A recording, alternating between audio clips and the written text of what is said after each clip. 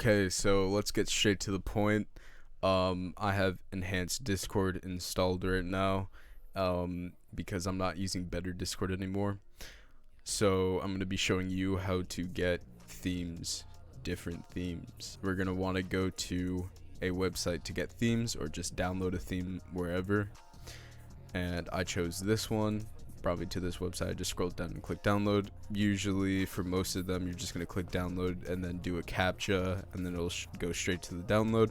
So we're going to go ahead and go to our downloads folder. This is the theme. It's in a CSS file. So we're going to go to our enhanced Discord directory, wherever enhanced Discord is installed, and we're going to go to plugins. Now, as you can see right here, I have 3. I just renamed them to style 1, style 3.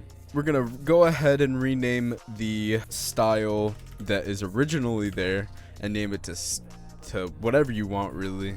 And we're gonna go ahead and Control V, bring this theme into there, and we're gonna go ahead and rename it to just style. Now if we go back, as you can see, we have this theme.